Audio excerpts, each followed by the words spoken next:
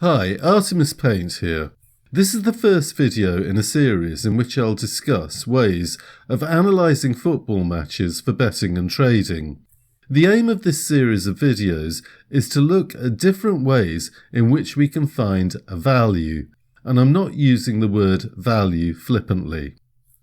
I've started a new membership website that has tools for analysing football matches. If you want to know more about the site, there's a link on the sidebar of my exploitative betting website. In this video, I'll be talking about Poisson and other calculators that I've created. If you don't know what a Poisson calculator is, don't worry, it's easy. It's just based on goals scored and goals conceded. I'll also be talking about other methods of looking for value at football as well. Before I get into this video, I want you to understand that this is serious stuff. There are several positive academic reports about the Poisson model for predicting football results. So Dixon and Coles is probably the most cited paper in relation to using the Poisson distribution to predict football results. They write that they used Poisson and it had a positive return when used as the basis of a betting strategy. And these were English leagues that they looked at, including the Premier League. So here's three more. Well, the first paragraph was from Dixon and Coles again. The second was a study of Poisson in the Zimbabwean League, and the third was a Dutch study of the English Premier League. And all three studies concluded that goals scored follow a Poisson distribution, and they all reported that their betting strategy was profitable in the long term. And the reason that I'm showing you this is because I want you to understand that the concept of using the Poisson distribution for predicting football results is widely documented in peer-reviewed journals. This means that this is real, and it's a good starting point in our search for value. And these authors used Poisson as pretty much a one-variable model and made a profit. They didn't look at team sheets or anything like that. So we're not going to use Poisson as one variable model.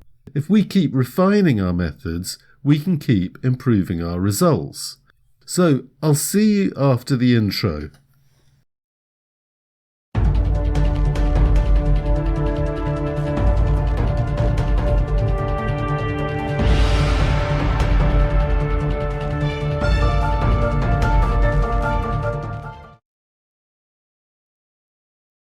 So I'll cover the following topics in this video. Firstly, how to think about football odds. There is a thinking process that we can use when analysing football. The second topic is Poisson calculators. If you've already heard about Poisson calculators, my calculators have a lot more functionality compared to others that you might have seen. I won't be going into the maths behind Poisson calculations. If you're interested, there's an article on my football calculator website explaining the calculations behind Poisson, and the link is in the description. Thirdly, I'll discuss other ways of analysing odds. All of the ways of looking at odds that I'm going to talk about are important and valid. So let's get started. So I'll talk about how we should think about football odds. To do that, I'll start by talking about when and how we should use statistics. Sports statistics should not be used blindly. We should always ask whether a statistic is giving us the answer that we're looking for. And even if it is, we should ask ourselves how strong that statistic is. In fact, statistics on any subject should be questioned. In sports, there are often sample size issues which can't be avoided. In addition, there are often questions as to whether past results represent the current situation. The mistake a lot of people make is looking at a statistic without questioning how well the data behind the statistic represents the current teams. For example, if a team sells all its good players, the team stats immediately after the sell-off are not going to represent the team's ability at all. An example of this was Monaco, who were a strong Champions League side a few years ago. Then they sold all their good players, including Kylian Mbappe, and after the sell-off, Monaco's results took an immediate downturn, and the team has never been as good since. And the opposite side of this is a team that comes into money and buys some good players. An example of this was Man City when it was taken over by the Abu Dhabi Group in 2008. Such teams don't necessarily show sudden and immediate improvement as it takes time to build a new team. However, they will gradually but quickly improve over the following years.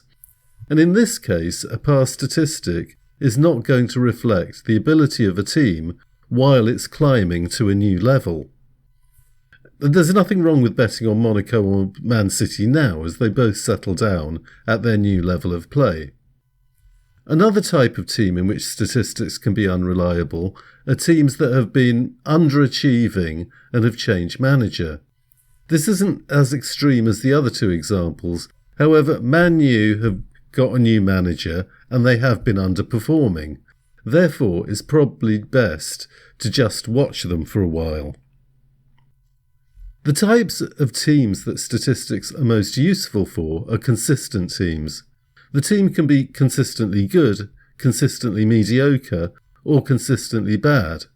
However, if a team is consistent, the stats are more likely to represent the team's future performance compared to stats for an inconsistent team.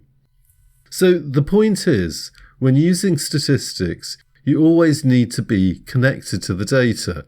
You don't need to look at the raw data, but you do need to know the time period that the stats have come from, and you also need at least a small amount of knowledge about a team. We need to think of ourselves as detectives looking for evidence. When a detective examines a crime, he probably starts with a checklist. This might include getting alibis, witness statements, and a range of forensic variables. Often the detective will just have circumstantial evidence, and people can be convicted based on circumstantial evidence if there's enough of it. In trading or betting, we can view looking at football stats as analogous to circumstantial evidence. This is because statistical evidence has similar strength to circumstantial evidence. So a punter's checklist might look something like this. The evidence shouldn't be evaluated as individual pieces of information, but rather all together. And although we might collect the evidence bit by bit, we want the evidence together to support or tell the same story. In court, if the circumstantial evidence doesn't add up, the accused is not guilty. In sports, if the evidence doesn't add up, the conclusion should be no bet and no trade. And note that the detective and courts don't end up with a single number whereby they can decide whether a suspect is guilty. They weigh up the evidence and make a judgment. And this is basically how we can analyse a football match. In trading or betting, we can analyse a football match in different ways. We're not looking for a single number. Just like the detective, analysing a football match is about weighing up the evidence. So firstly, we can look at long-term data. And there's more than one way of looking at long-term data, and I'll explain these in this video. Secondly, we can look at the short term, such as recent matches. I plan to do this in the next video. Thirdly, we can look at the team sheets. Fourthly, we need to learn about the market. And this will all be covered in this series of videos. So let's start with the long-term view. So I usually start my analysis by looking at this website. It's called Transfermarkt. This is a list of Premier League teams based on the total market value of each team's players. And you'll find a similar list on this website for other leagues. So why is this important? Well, this is the first way of getting a long-term view of a team's performance. If you look at the list of teams, you may notice that the team's rankings based on market value of players corresponds quite strongly with the team's finishing positions in the league. The top 6 in terms of market value often finish in the top 6 in the league. The correlation falls apart a bit in the lower half of the league. However, there's less difference between the market values of lower clubs. It would only take 1 or 2 injuries to key players for a team's market value in terms of available players to drop down the ranks. In any case, there will always be under or overachievers. For example, Everton had a bad season last year, while West Ham had a good season. However, over several seasons, the average league positions of these teams will often correlate with their market value. Earlier in the video, I mentioned Man United finishing 7th last season as an underachievement. Well, they were higher on this list during last season. I think that they were 3rd or 4th, and that's why 7th place was an underachievement. At the bottom of the table, you'll see the newly promoted teams, Fulham, Bournemouth and Notts Forest. Notts Forest have been out of the Premier League for 23 years. However, Fulham and Bournemouth have been in the Premier League in recent years.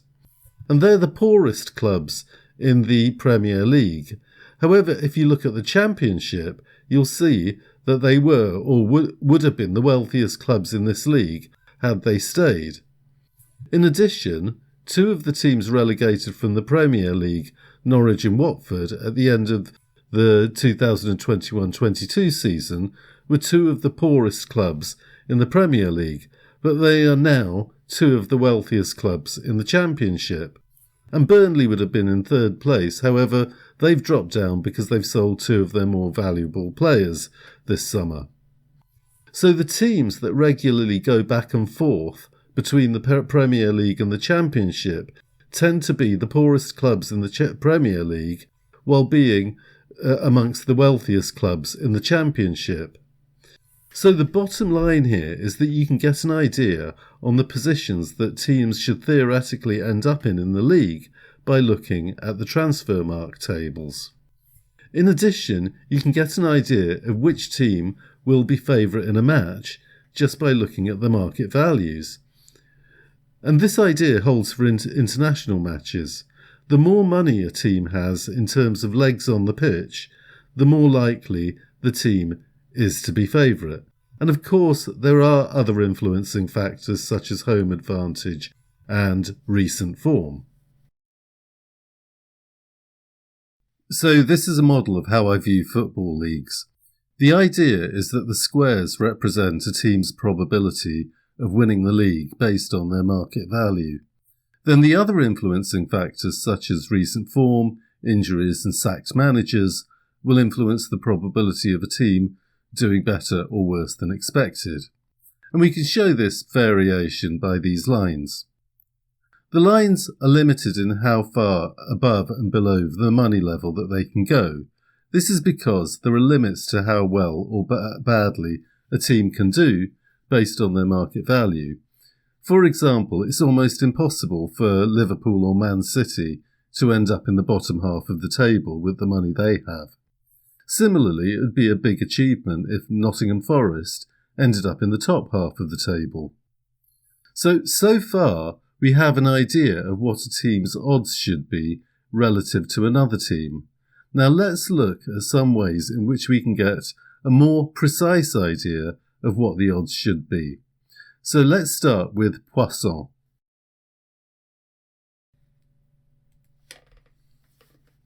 As I mentioned earlier, the Poisson model is based on goals scored and conceded over a long time period. The Poisson model has mainly been reported to work for teams within the same league. Therefore, strictly speaking, the model shouldn't be used for cup matches, even if the cup tie is between the 2 teams from the same league. So this is one of my Poisson calculators, and I have these types of calculators for 15 different leagues. I'll use the Poisson calculator to analyse a fictitious match. I'll put Brighton in as the home team and Liverpool in as the away team. When I put the second team name in, you'll see some tabs appear at the top.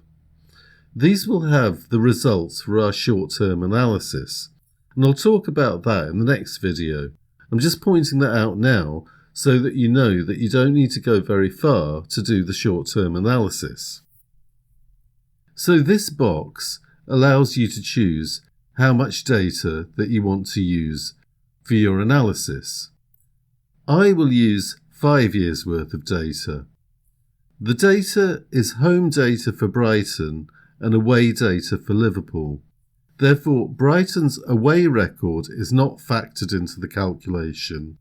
Similarly, Liverpool's home record isn't factored into the calculation, so home and away form is always used separately. I don't always use 5 years worth of data. Sometimes I use less and occasionally I use more. However, I always have a reason for my choice of the number of years. The main team characteristic that you want to see is a reasonable level of consistency over the years. In general, it's better to use more data rather than less, because this dilutes the effects of the occasional crazy result or crazy parlays. For example, Liverpool lost 6 home games in a row in the 2020-21 season, and this isn't likely to occur very often. Therefore, when you use a lot of data, the unusual parlays get diluted. There are 2 types of teams that you don't want to put into the analysis. The first type includes teams that have come into a lot of money and have spent a significant amount on players, thereby climbing significantly in market value. The second type are teams that have lost a lot of market value and sold a lot of players off.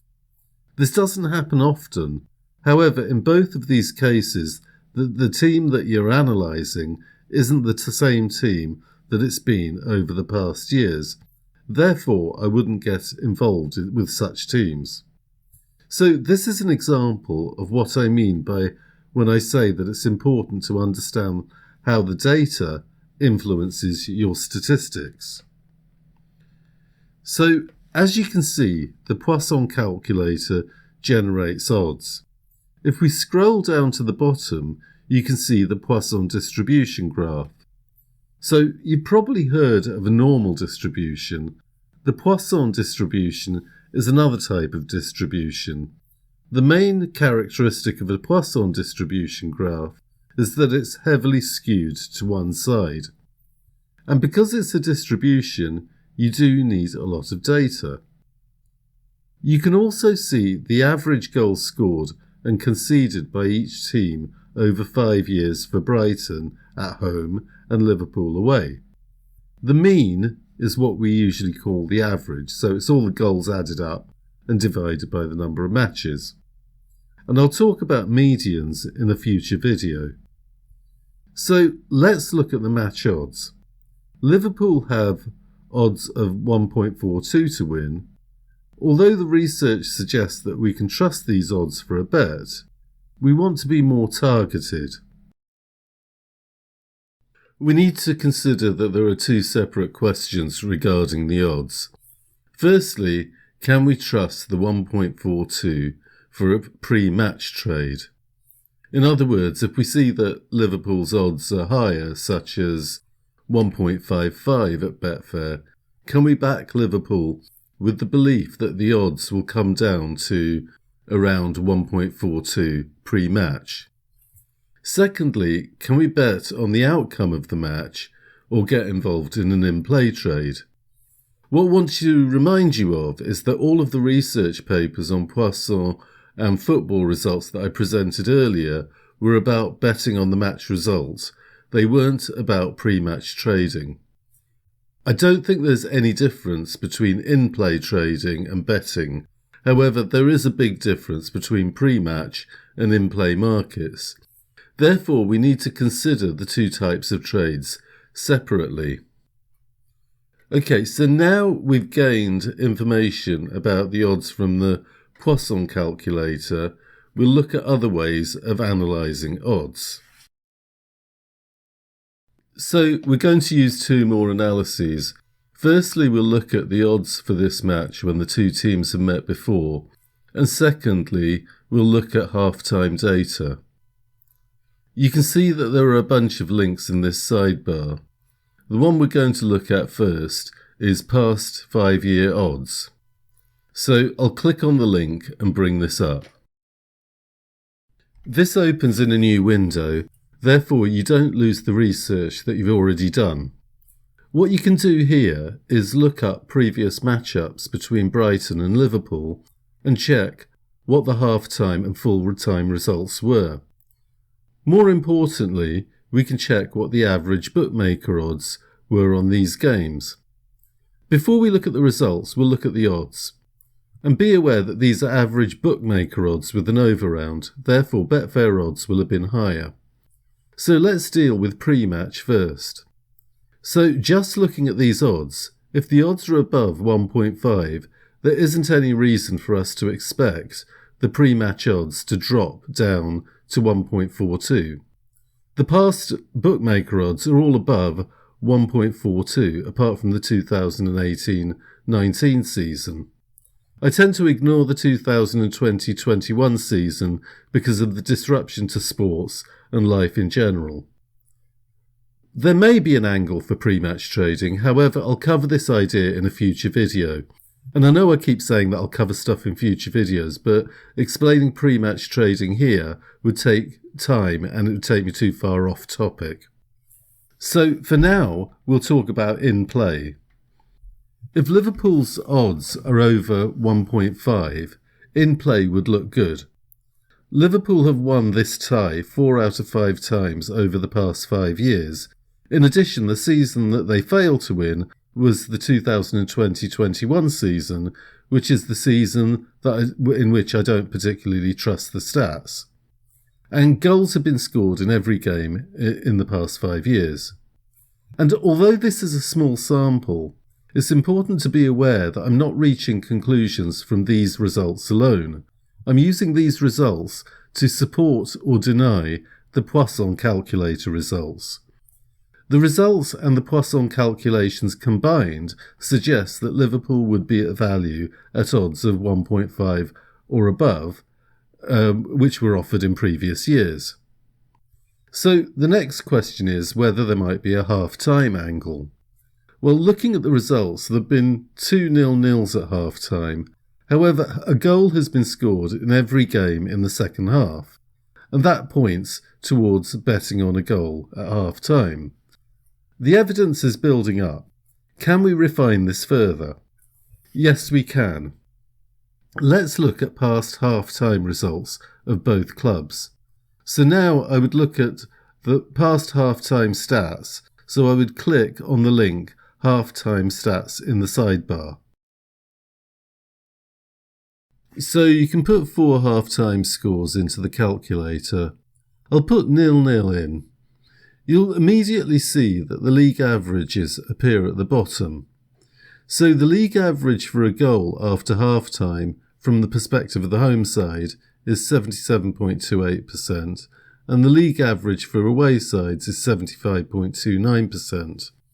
And if you're wondering why there's a difference between the number of home and away matches, it's because I haven't included data for teams that have been relegated from the Premier League. The percentages on this calculator answer the question, was a goal scored in the second half? It doesn't tell us which team scored in the second half. It just tells us whether the second half was goalless or not. So unlike the other data, these data are not interactive. In other words, when we put the team names in, the statistics are independent from each other.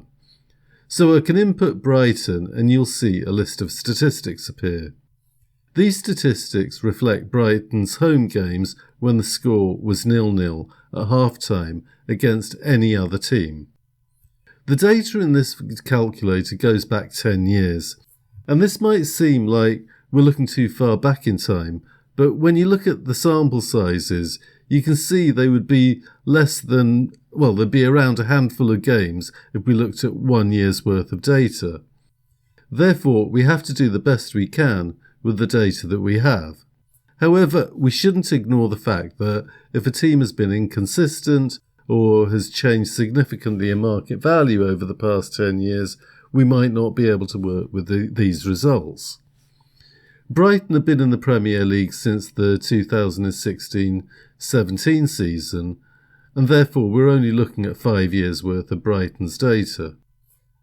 Although Brighton's 2021-22 season was better than usual, I would say that both clubs have been reasonably consistent over the time period that we're looking at.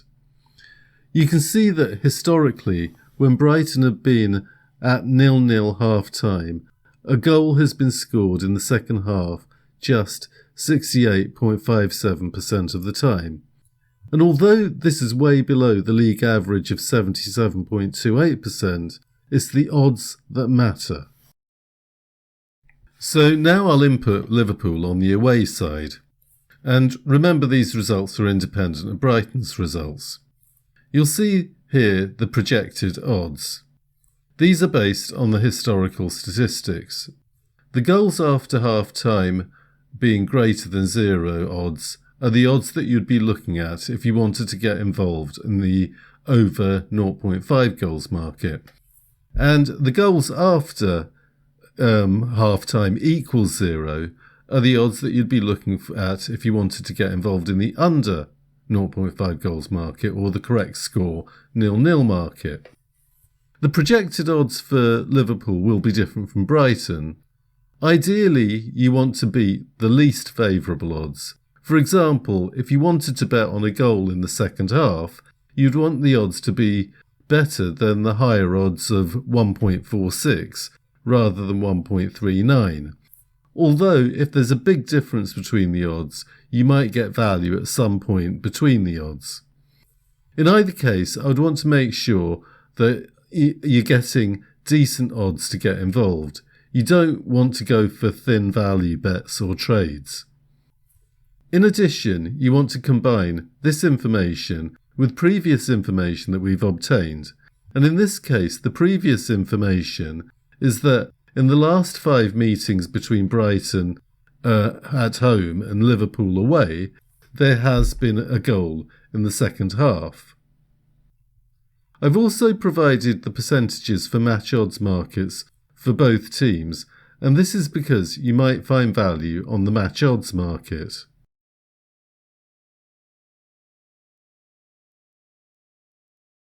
So what about the other half-time scorelines? A lot of people think about betting on a goal at 0-0, but not at 1-0 or 0-1.